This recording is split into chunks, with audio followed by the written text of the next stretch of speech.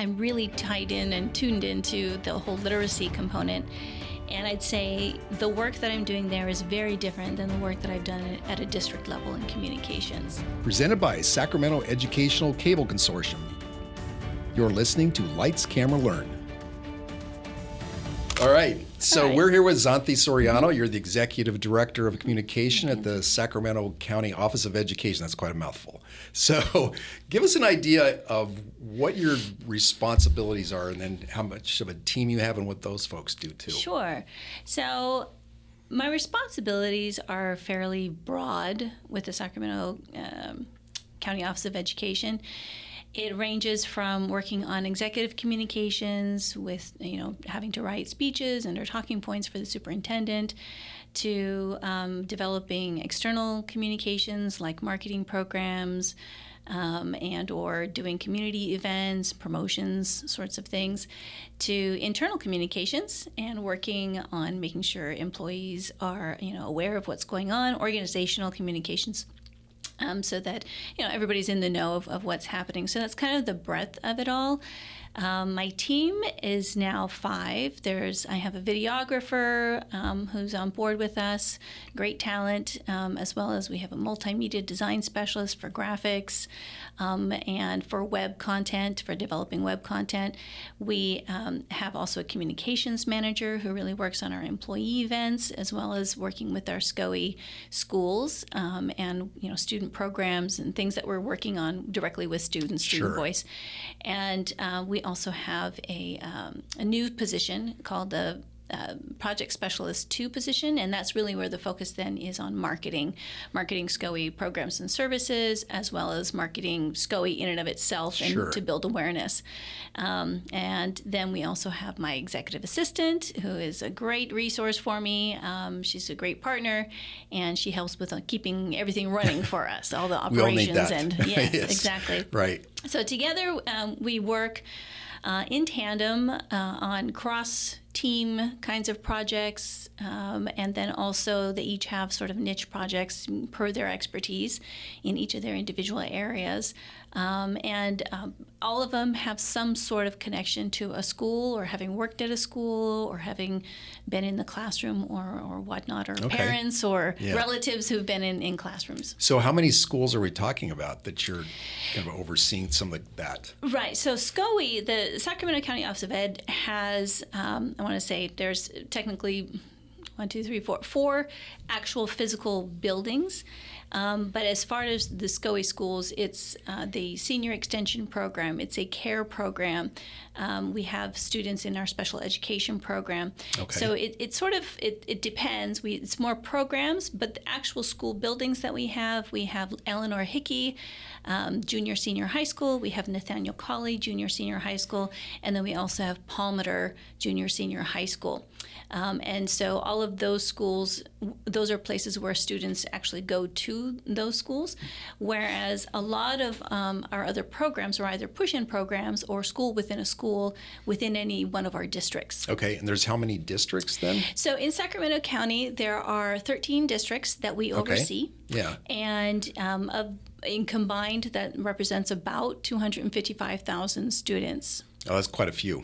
Yeah. How does that stack up to, say, Los Angeles, which obviously there's quite a bit more, but just for some perspective? There's a few tiers for County Office of Ed. Okay. And Sacramento is in the Tier 2 category, which is considered a large county. Mm-hmm. Los Angeles is Tier 1, just to put it into perspective. Yeah. So we're in line similar to Santa Clara. Orange County is considered a Tier 2 large county. So there's about 12 other large counties throughout the state that we're, that you would compare us to. Right. So, yeah. So what would a typical day look like for you and your team? Or is there such a thing?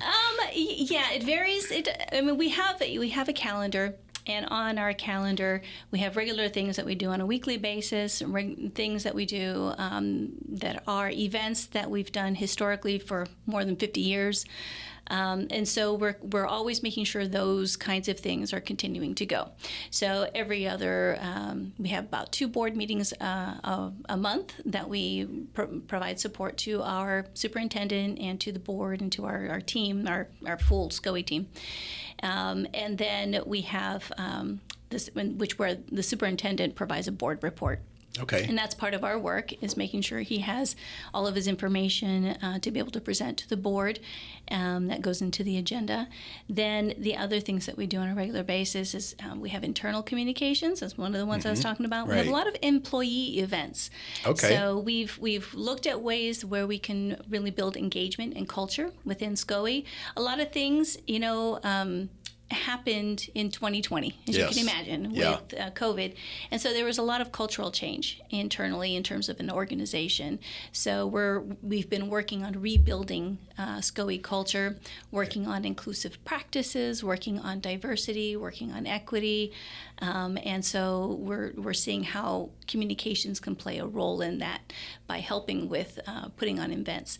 But, the tagline also for SCOE is education empowers. Mm-hmm. And so we, as a communications team, we also want to help empower people, especially in the area of education, and not only education, but in the area of communications. Yeah. So we try to consult with teams on marketing plans or whatnot, because each team, whether it's a program or service, they have a great staff as well. Sure. And they just might need a little bit of extra guidance in terms of what to consider for marketing programs, whether or not they do social media. So there's a consulting role that we play internally for people. So, it sounds like you're doing both internal and external communication. How would you say, what's the ratio between those two?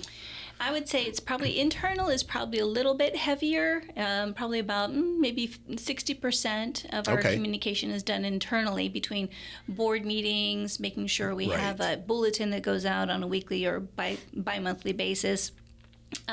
Making sure that we are looking at team time opportunities for people to gather and have fun, and we help coordinate the communication on that. Yeah. We also do then big employee events. So we have, of course, our nomination process for Classified School Employee of the Year. We have the SCOE Teacher of the Year nomination process. But then we also celebrate in May several things. In May, it's all about celebrating our employees, from our years of service employees to our retirees, to having a celebration at the end of the year to just congratulate everybody on a job well done and bring us all together in community. So those are some of the programs that we work on then, and it kind of leans, gets ready into the next year. On the external side, probably the other 40% then is being involved in either direct marketing things. There are right now 3 key campaigns or initiatives that SCOE is really behind. One of them is Schools as Centers of Wellness. Okay. And we play a role in working with the full team that's engaged with that, especially from the marketing lens or communications lens. So what does that mean, Centers of Wellness? Is that mental, physical, yes, both? Exactly. Great question. Yeah. So Centers of Wellness is the idea of, the initial idea was to place a mental health clinician or a mental health clinician in every school to basically help with the social emotional needs of students, and to help if there's mental health needs for students and or for families, that they get that help right there on campus, because a lot of times historically they would get referrals, which would mean they'd have to go off campus, out of their community possibly, to find the help that they need. Oh, sure. And so the idea of Centers of Wellness is actually bringing the expertise and that mental health and wellness, and not just a person, it's a whole team that comes together, and they work with students on it's like the multi-tiered systems of support. So there's Tier 1 that is providing social emotional learning across the entire campus, training teachers and ensuring that students are, being able to process emotions, that they understand their emotions, all of these things. Then there's a next level where if there's students who need specific supports, that they're getting those supports that they need. And then there's a third level to that too, which gets even the more students who need more supports, right, that they get those supports. So it's meant for everybody. on campus. And that's K through 12, or does it? Right now, the main area, I mean, yes, it is intended K through 12. Yeah. And we have 60 clinicians placed throughout the county. That means at 60 schools. Mm-hmm. And that, like I said, it's not just the clinician. There's a team usually around that. It's called a COST team.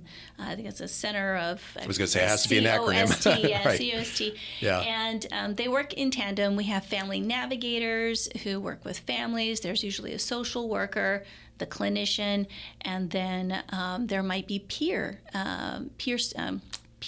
I forget what they're peer navigators or peer-to-peer students who help work with the whole team, where the peers, they may have circle groups where they're talking with students in the wellness room, and they have an opportunity to, talk with peers. You know how it is, especially as you get into closer to the middle age, or, 6th grade into the middle school, or even into high school. The peers have a very heavy influence I can with imagine. each other. Right. And usually it's also a positive influence, and yet, so our peer navigators can really help with bringing issues to light that would have been missed otherwise. Right. So that's the Centers of Wellness, and that's a program we want to continue growing. It's a dedicated partnership with the Department of Public Health. And that's something that has never really been done before. It's very difficult to bring two complete different systems together under one roof. I can imagine. We all have different systems, but we're seeing a big success out of that. So you've not always been in this line of work. No. Well, how did you get to where you're at today? So my path has I was bobbed and weaved. No, my path has gone in many different directions, but I think it's always been connected to education. So I have worked in advertising and marketing. I've worked in corporate communications, international communications as well. I became a teacher. And out of becoming a teacher and having the background that I do have, there was an opportunity that came up to become the director for a school district, director of communications for a school district. And everything kind of fell together from there. I still teach. Yeah. I love teaching. Yeah. And it's something that I would love to continue doing, but I also love, the marketing and the advertising and the communications. And one of the areas that I loved the most was speech writing. Really? Okay. Yeah. What is it about that you liked or still like? I think what's fascinating about speech writing is just the power of the pen. And I'm sort of a production person. I used to be on stage. I was an actress, Really? and Okay. I musicals and all that stuff. But I just find that it's really to really have an impact when you can use words to influence other things or to bring things about or to make an impact, and that's huge. And I never thought I would be a writer. I was always afraid of writing. I hated writing. And yet you were on the stage, which is the biggest fear most people have. I guess so. I guess so, yeah. But being able to write for executives and being a speechwriter is really fascinating, because you have to really you really have to understand who you're writing for. Yeah. You have to know what is important for about them, what their key issues are. You have to hear their voice and know their voice, and so you get to really know the executives you're working with. And I've worked with I've worked with vice presidents, I've worked with CEOs, I've worked with superintendents, of course. Right. And it's not that I put words in their mouth. Right. I just help them stay consistent with their messaging. Or when I see opportunities in different programs where we see growth and whatnot, I make sure that they're including the things that I know that they're seeing. I make sure it's in their words. Yeah. So, what grades did you teach and what subjects? For how long until you said, okay, now I'm going to do the communication thing? So I started teaching, and of course, at the time, back in 2009, when all the layoffs were happening, I went into teaching. And so good timing. Yeah. And at the time, because there really was no job available at the elementary school level, that was where I was aiming. They said, well, we'll give you both. You'll have to do the multiple subject credential, but we'll let you do we'll also give you the education for doing the single subject. So that, because most likely once you finish, it's only jobs at the middle or high school that would be available. Sure. So I said, okay. So we did both. So there was a whole cohort of us, and we went through the Teacher Education Institute. And so I did both multiple subject and single subject credentials. So I started in the elementary school. I taught a first and second grade class. And then I also had a chance to teach a combo fifth and sixth class. My son at the time was in fourth grade, so I would occasionally go pop into fourth Sure. grade.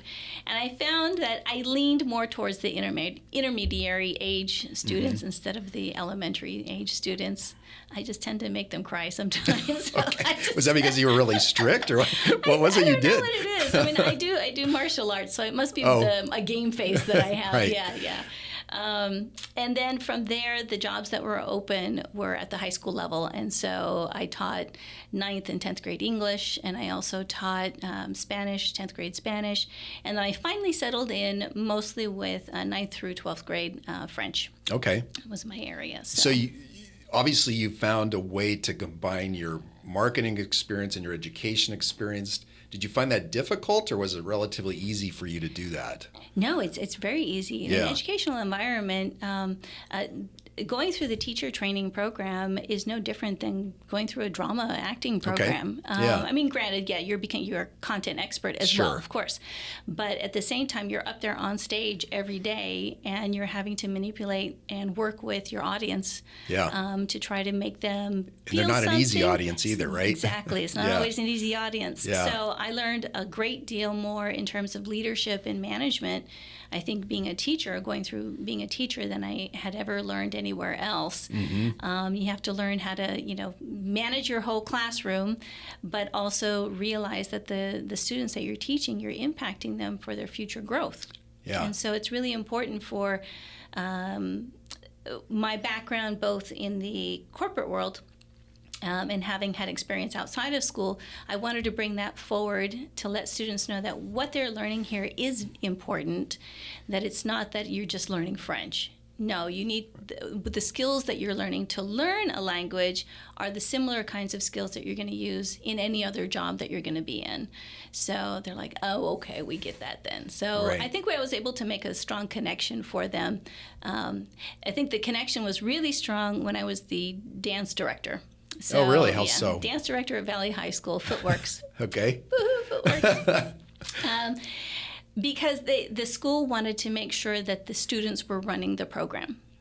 And with the private sector experience that I had working in businesses and whatnot, and I said, okay, we can put a plan together, business plan basically for the team that would at least build their funds, build their budget year over year, and I set some things in place. But I also then, with my other background, I had gone through and gotten my master's degree.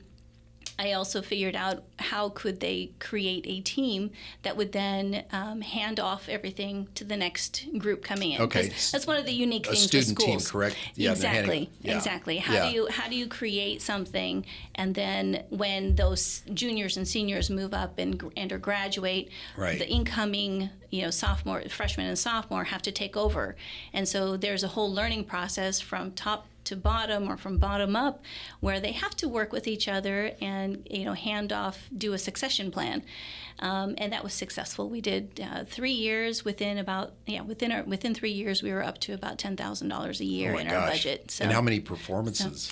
we usually did 2 to 3 Okay. two big performances, 2 big recitals. And then there would be the other performances for the assemblies and our rallies and things like that for high school. The thing that I've come to the somewhat of a realization is a lot of this is like sports, from the standpoint of you have a team of people regardless of whether it's male or female sport. When they move on, you've got to keep training the next group of people that come in. It's not like a pro team that might have a lot of people that stick around for a while. Yeah. You've got them for maybe 2, 3, 4 years, maybe at the most, Right. if it's 9, 12. And then you got to keep those younger ones training up to the next one that are training the younger ones. Is that an accurate analogy? Yeah, it's perfect. And I one of the areas that I wanted to talk about, one thing that you were curious about was the difference between K-8 Yes. and 9-12 Yeah, and thank you. communications. And it's kind of along that same line where you have new parents starting in kindergarten. Oh, yes. And, you know, they oftentimes get scared about what happens in, you know, if there's an emergency, if there's any kind of danger on campus, Right. what do I do? And I learned early on that even though you tell everyone the first year, this is what to do, this is, you know, who you contact, this is how we do things, and it's going to be fine, you know, safety is the number one thing for us. You forget that the second year, there's a whole new, Yes. brand new group of kindergarten parents Yeah. who are just as scared. And so we realized we need to keep repeating and repeating and repeating same messaging and making sure everybody understands, you know, how to do things when you're brand new on a campus, how students do things and stuff like that. The students are pretty good about adapting fairly well, but even then, once they get into middle school, it's a little bit different in their communications. Students are doing things more student-based. Sure. And they start having smartphones and they start having all these other devices of communication. And so it's the training in there of, you know, cybersecurity and digital citizenship and how they can use communications to their advantage, but also to be kind and be thoughtful about a digital footprint. Right. So that changes both for parents as well as the students, and then for schools, how are their, you know, what kind of communications they're doing. And at the high school, then again, it's a whole nother ball game. You've got brand new freshmen coming into whole new environment and speed of learning, etc. But then the communications, a lot of times you realize they're no longer relying on parents. It's the students you need to communicate with. So it changes. Yeah. Your audience changes throughout, all the way from K, all the way through graduation. And at each major milestone, too, the parents and the families have a little bit of a different viewpoint. Some parents, you know, who have multiple children, they're like, okay, we're good. Is that the case by the time they get to the youngest one? Because that's what everybody says. Yeah. By that point, oh, you're still here. Yeah. Parents who have many children at different stages are a little more relaxed.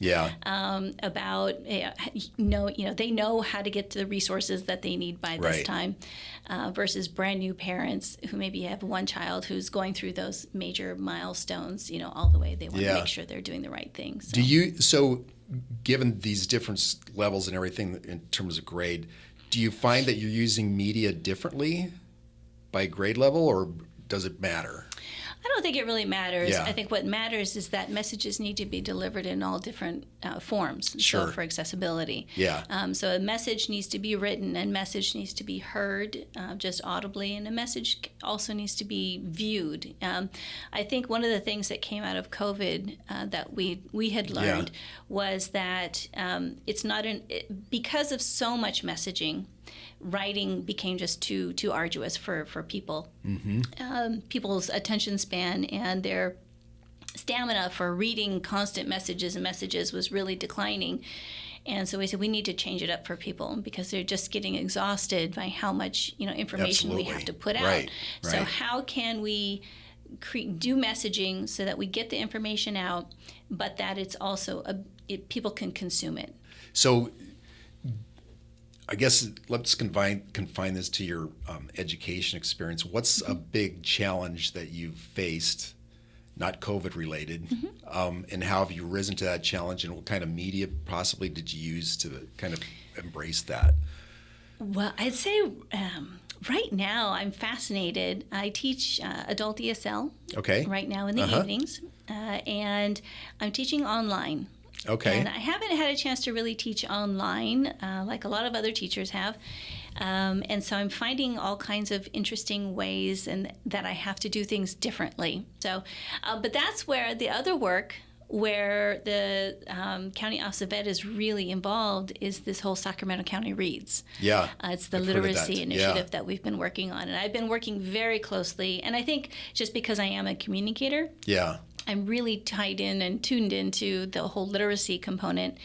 And I'd say the work that I'm doing there is very different than the work that I've done at a district level in communications.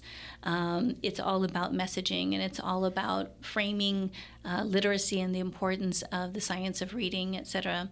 There was, concern about the reading wars and the challenges there. Sure. And so I really spent a great deal of time doing research on the messaging, being very careful and very deliberate with certain messaging in our area to really make sure that people understood the importance of literacy and why we're looking at evidence-based research to really guide what we're doing when it comes to teaching children how to read. Okay. So I would imagine there's been a few urgent issues and crises that you've had to face unless you want to go into detail about what those are. How does media play a part in that kind of a situation? Oh, media plays a big part. Like I said, it kind of, when there's so many messages. I forget who it is, Covell, and there's a couple of people who've dissected this, that you can only, in times of crisis, you can really only observe 27 words. Right. Oh, interesting. And that breaks down into about, I think, 9 sentences, something like that, and down further into 3 key messages. Yeah. So that's what the you're rule working of threes. with. Yes. 3, yes. 9, and 27, right? Yep. And so I think there have been a variety of things that we've worked on, but media comes in to help where it has to be very concise, or you have to show visually that things are okay. Yeah. When you write, you have to choose your words carefully. I love ChatGPT, but you still have to be really mindful of the words that you're using, and also the tone and style with which you're writing, because it can evoke either emotion or it can evoke concern if you're not careful. And so in writing, to be mindful of those things. Visually, you have to be aware that people are really looking at you when you say something. Right. And so if you're saying everything's okay, then I really hope that your face makes sure but if you look like you're stressed and you're sweating, then it doesn't match. Exactly. Yeah. Exactly. Yeah. And that's where the acting comes in, right? You got to put on a good face to keep people calm, because that's one of the most important things in emergency crises is keeping people calm and keeping people informed and making sure people know where they have resources. Right. And that's where a lot of the media comes in handy, is in those resources. Yeah. And today, everybody's on different kinds of platforms. So you have to be thinking about short form, you have to think long form, you have to think they're on a computer or they're on a phone or they don't have access to anything but maybe radio. Yeah. And so for crises, it's really important to try to have the breadth of things available to go out, because everybody will be in different kinds of ways to receive the message. Right. Because I came out of PR as well. And part of that, I think, is also the ability to understand how to set expectation and making sure you're beating that, because I think that fits both with what you're communicating to a broader audience, but also internally. And so how do you go about setting an expectation in any particular situation? Sure. I mean, I think part of it is when I was talking about earlier, we have a bulletin, for example, within SCO, and it's for the employees. But we make sure that it goes out regularly. Yeah. And that's part of setting the expectation, is that there's something that's regularly sent out. Yeah, the consistency, like you mentioned before. Exactly. Consistency is really important. So principal has, at a school site, has maybe a monthly message that they send out, or maybe there's a morning broadcast that's sent out. So there's some kind of normal messaging that goes out on a regular basis. Sure. You just have to look at that and take advantage of that and use that regularity as tools.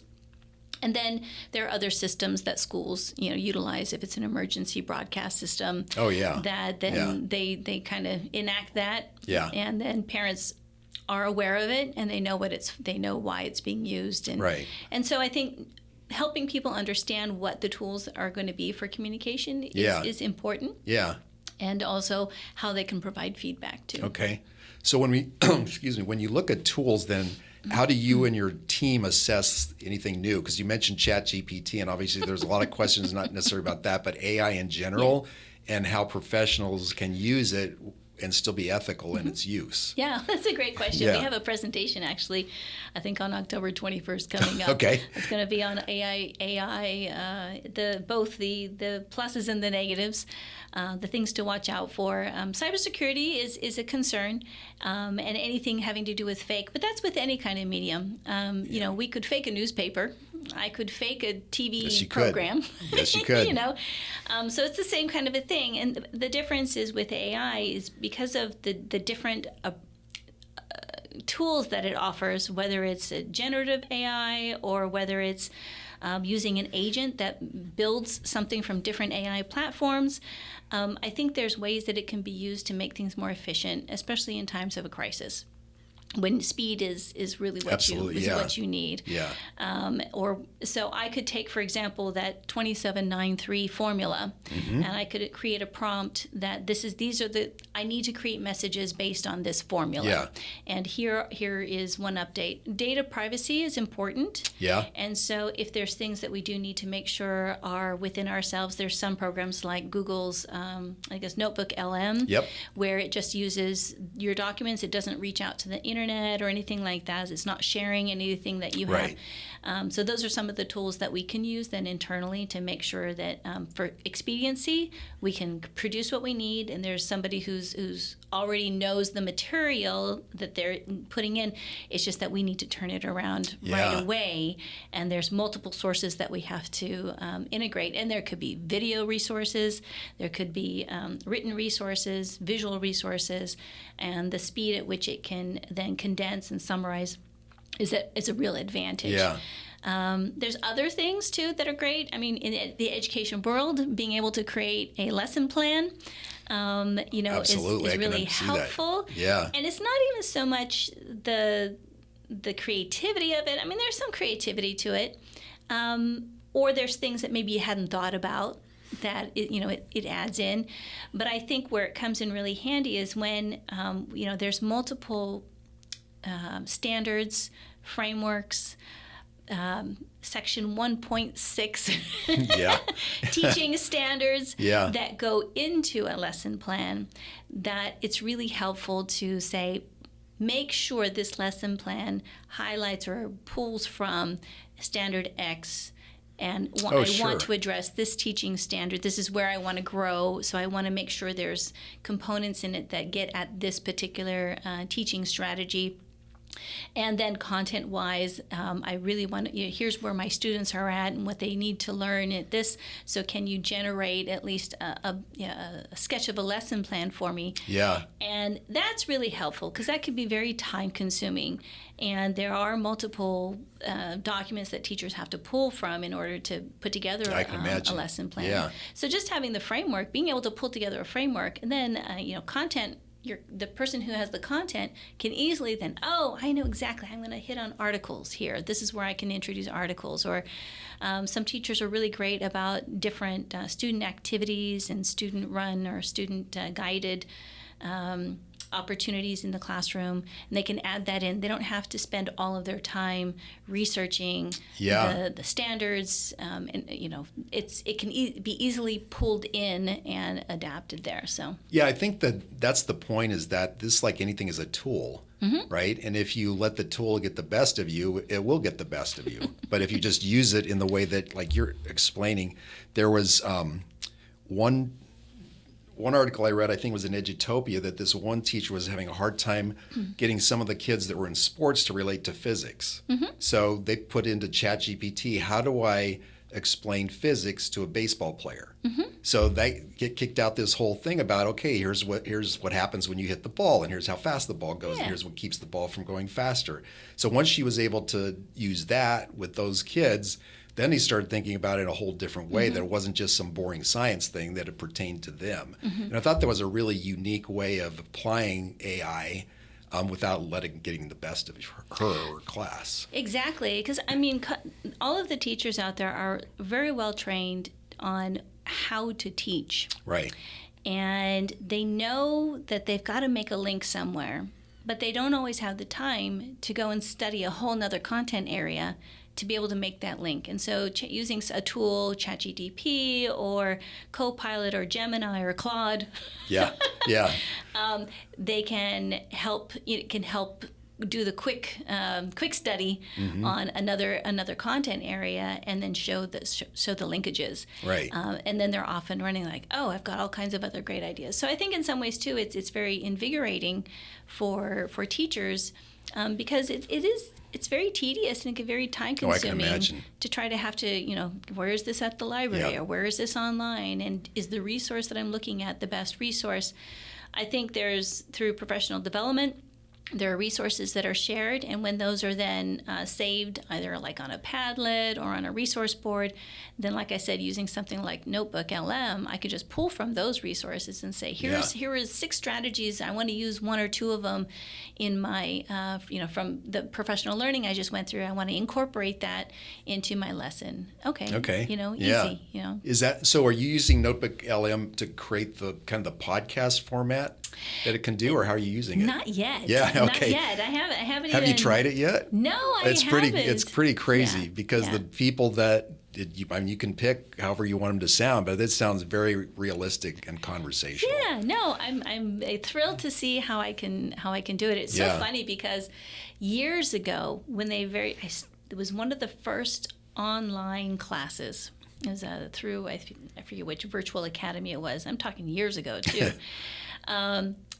I had found these little avatars that you could put dialogue into them, and they could speak to the class or explain something. And I thought, this is really cool. You could have an avatar, and there wasn't all of this AI technology. There wasn't all of these things, but there were these little cartoon avatars. And I thought, this could be really something interesting on how to use this, because students don't always want to just stare at a screen and a person on the screen. Yeah. You need some kind of animation, or you can't always produce consistently in person, but you could use the avatar to provide the content, right? And have the avatar speak this. This is lesson 1, and then lesson 2.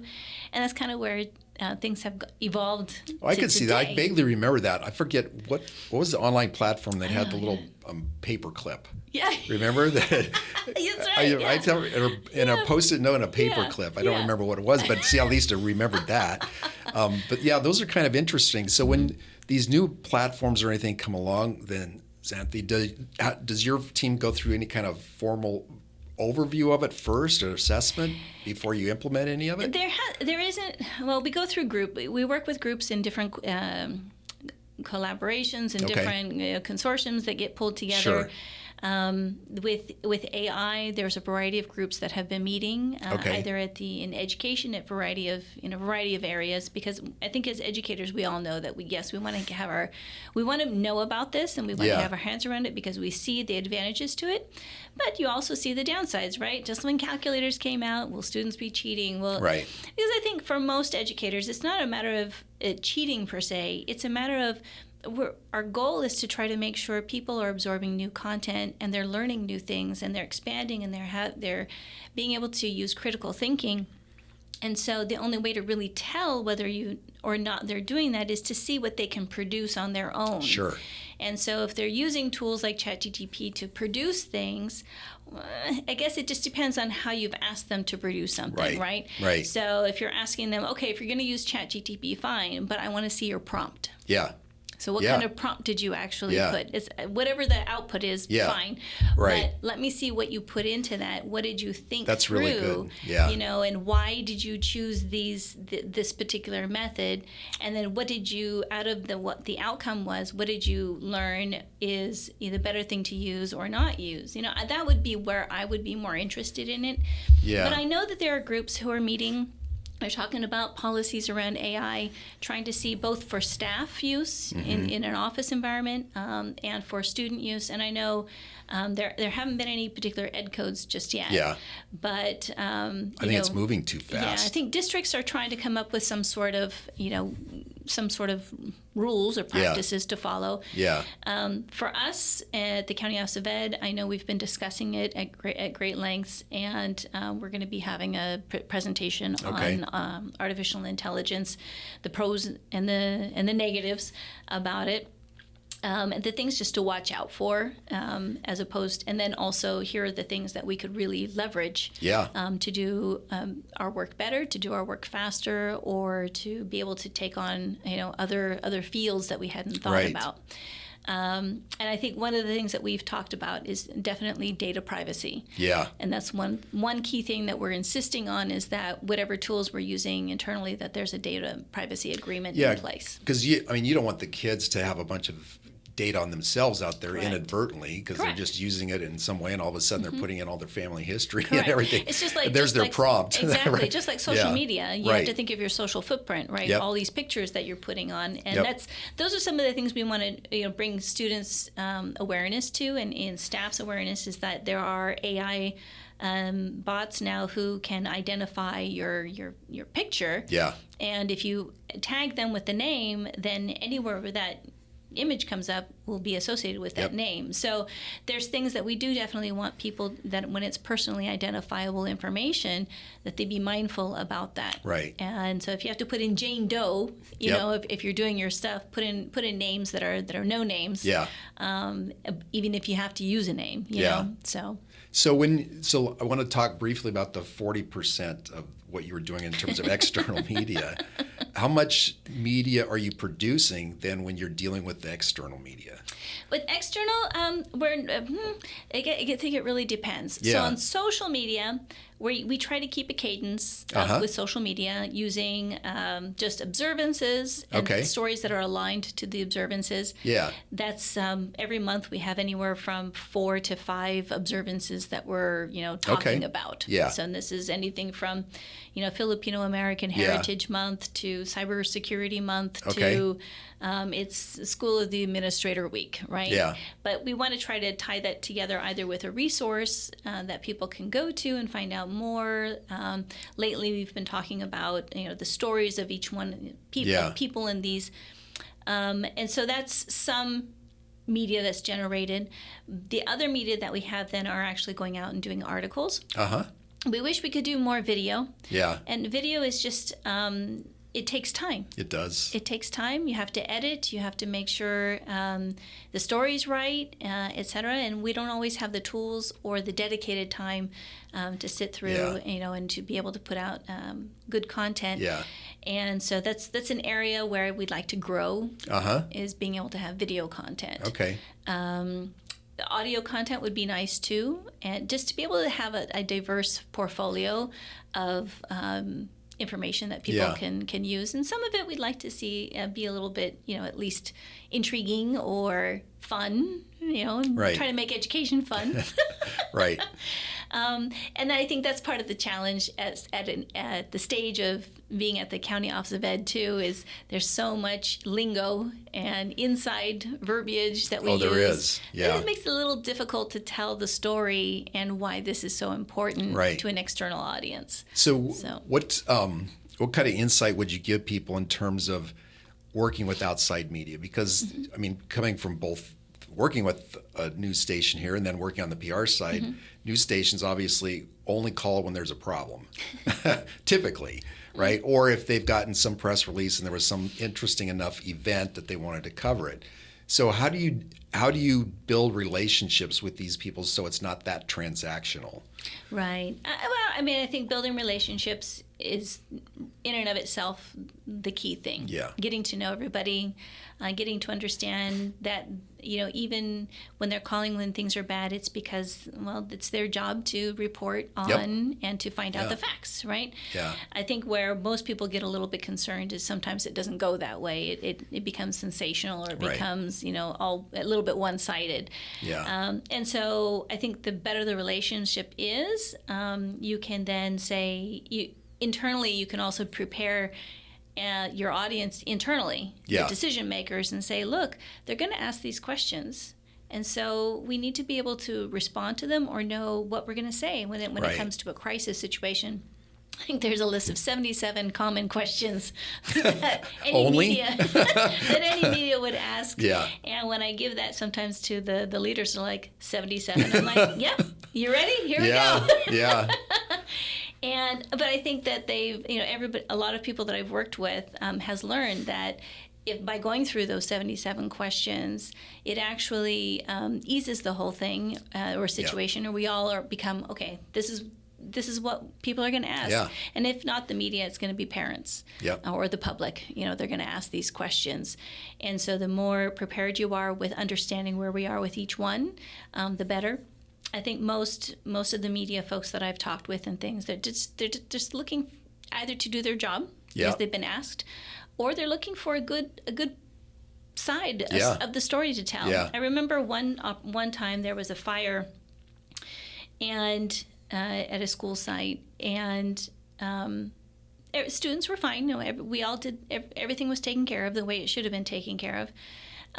But we were able to at least adjust the story a little bit because it was one of the schools in an area that was more not as affluent as some of the other areas, and so fire was kind of detrimental to the whole community. Oh, I bet it was.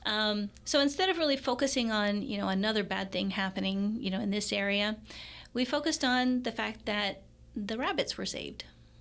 That's great. The bunnies were saved. Yeah. Out of the students, of course, everybody else was saved, but also we saved the bunnies. Right, because people wouldn't have even thought that there were animals involved at a school, even though obviously there were.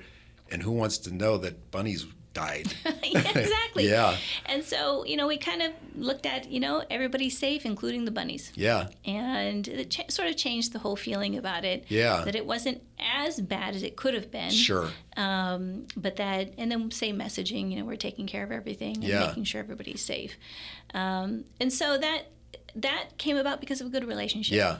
Of like, hey, do we need to tell another bad story again? And we're like, no, what about this situation? They're like, now that's an opportunity. Because I think even at the media side, they don't always want doom and gloom either. Nope. So, I think when there's opportunities for us to show, highlight stories that can pull at people's heartstrings, that's also a good story to have out there. And it's good for the reporter. I mean, because I know working at the ABC affiliate here, nobody wanted to tell a bad story. And when you tell enough bad stories consecutively, it gets and affects your psyche and your mental health. And these folks, I know, would love positive stories because it gave them a break from that. And the fact that you were able to take something that could have been really negative and turn it around, I'm sure they really appreciated that too. Yeah, and so internally, I think one of the things that I've just stood by was, for any negative, we have to find then 2 or 3 more positives to get out there, because everybody needs that balance back. Yeah. And if you don't write the negative with some other positive stories, then it just, things start to go downhill, relationships turn away, nobody wants to talk, and that's not what we want. We want communication to continue flowing, both within the community and then within, among people. And so, it was always that one thing. Whenever there's one bad thing that happens, then we got to go find 2 to 3 positive things just to kind of offset it. That's a pretty good ratio. I like that. Yeah. So what advice would you give to somebody who may just be entering the role that you're in? There's a lot of great resources out there. Yeah. Yeah, and a lot of good people to really be able to rely on and to talk to.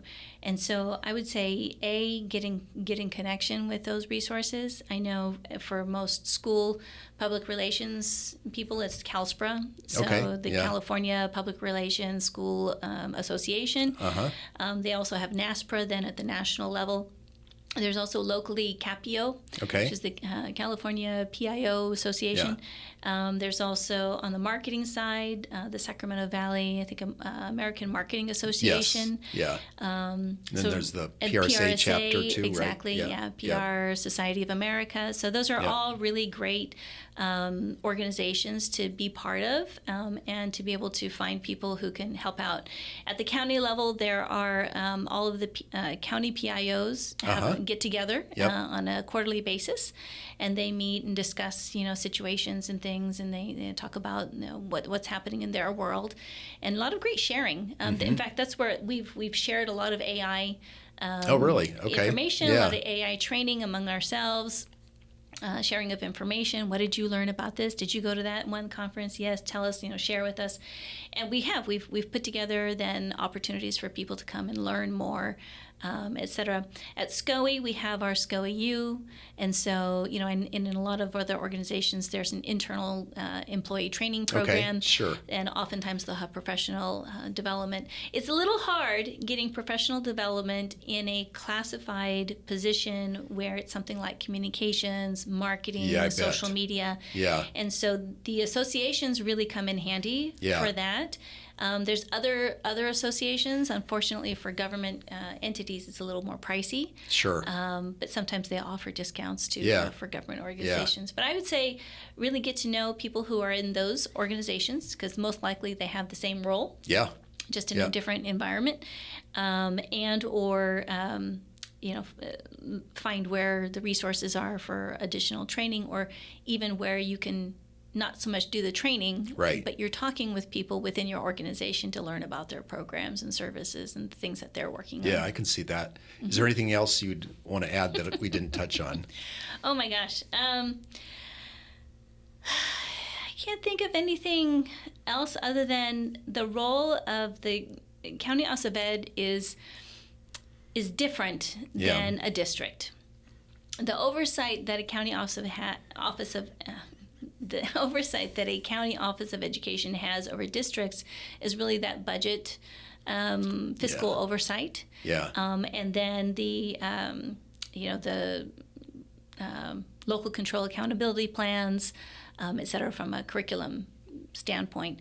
But other than that, we are running, every county office of ed is a little bit different in the grants that they have, the kinds of programs and services they're offering to their communities, and or initiatives that they're taking on.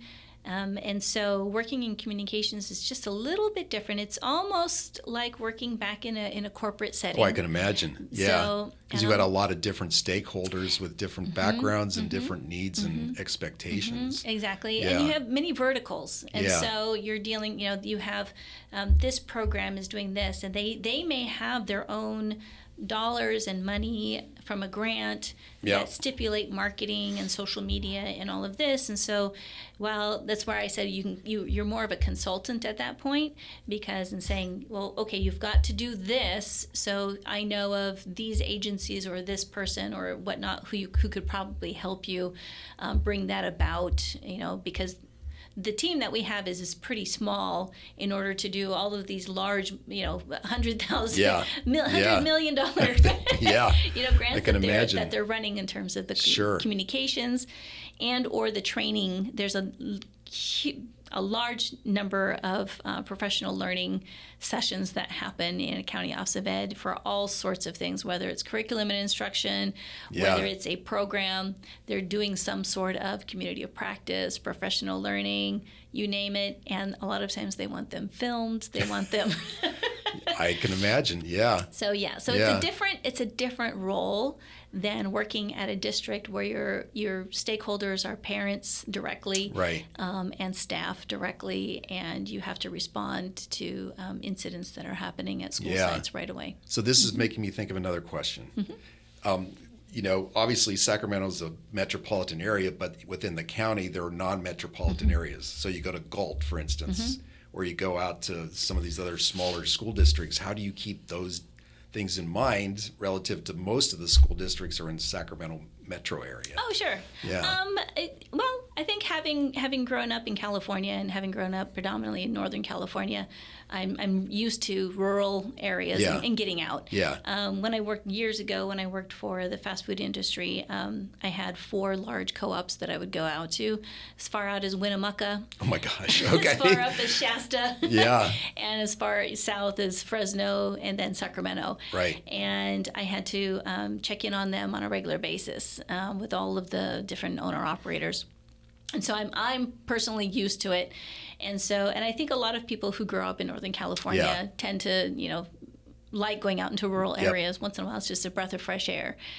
So I keep that in mind. Yeah. And I think here, Sacramento is such a unique area, Sacramento County. Yeah, it is. With Elk Grove, with Folsom, with, reaching up into Rockland, Roseville, Sacramento in and of itself, and all the other little area, the burbs around.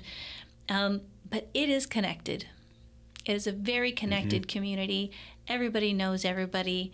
And so, when you're reaching out for assistance, whether it's through the Sacramento Chamber of Commerce or any of the other chambers of commerce, they all know people. That's true. And so don't make anybody mad. Yeah. Well, they're all in connection with each other. Yeah. And I haven't really seen that other than a few places throughout California. Oh, interesting. Yeah. But I think that's also just a nature living here, is that people do tend to know other people. Yeah. And people are connected. So I don't think it's a difficult thing to be out rural. Elk Grove Unified is 320 square miles in and of itself. Oh my gosh, yeah. And so not only is it the largest, in this area, the fourth largest in California, just on student population, but also in terms of the land coverage that it has, it's really big. Yeah. And so I think it touches on 3 or 4 different school district borders. So yeah, that's true. People know know other people, and I think I just have a mindset of I visually can see where everybody's at, and I have to say the PIOs, the public information officers in the larger districts, do a wonderful job, and we all stay in contact. Yeah. And whenever there's an emergency or something like that, when we had floods just a few years ago. That's sort of where the county office, in my role, came into play, is to really try to help alleviate the communication to the state for those districts.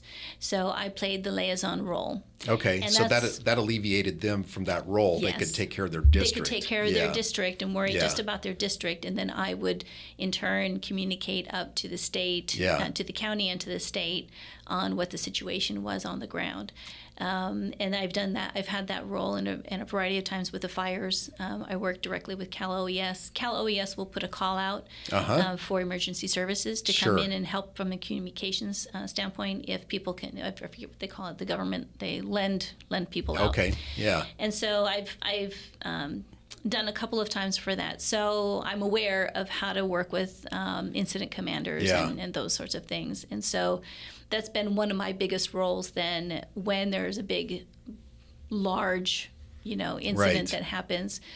We and my team will step in as liaisons to Well, that's both. interesting. I don't think most people would be aware of that. I think most people would think CAL FIRE or any major fire department or division has their own folks, which they do, but they need more. They do, but they need more to work directly with school districts because school districts have to have boards that they have to communicate with. They have parents that they have to communicate, and that's almost.